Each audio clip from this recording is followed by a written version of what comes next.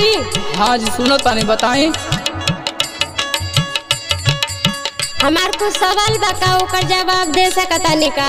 नहीं खातिर आयल बानी रोशन भैया के स्टूडियो में हो। अच्छा तो ठीक है सुनी। बोला।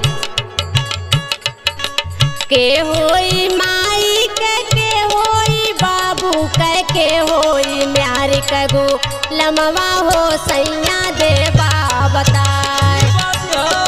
बताओ तो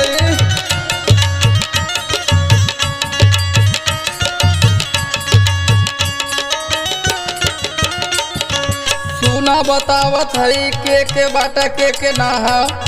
माई के बेटी होने बाबू के बेटा तो मऊगा हो न म्यारी के गुलमवा हो सुना धनिया हमार।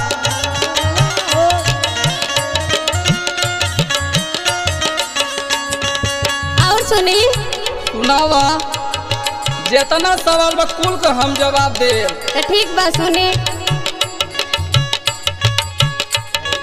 कमन चीज धैले से कमन चीज भैले से होले खुशहालिया ननवा हो सैया देवा बताए।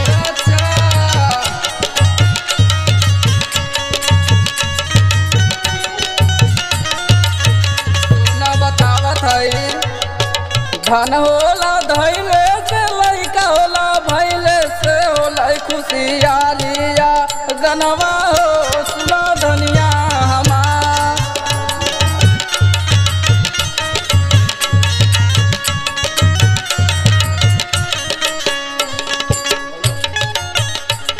बतावा जितना सवाल बा कुल बताई।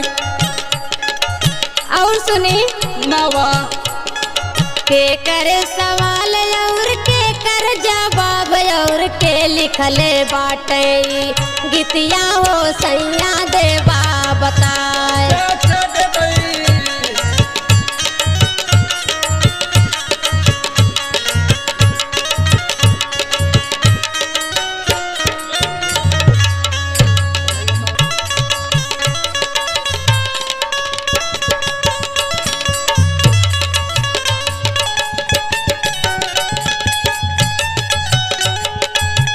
बाबा बस रे भैया बाबा।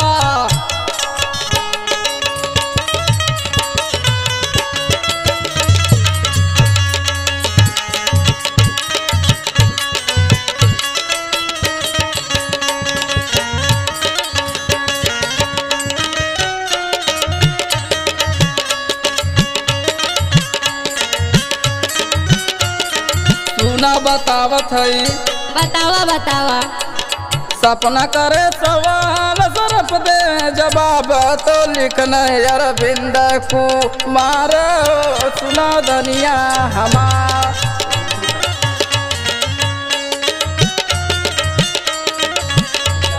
के होई मेहर का गोलमवा हो सैया देवा बताए।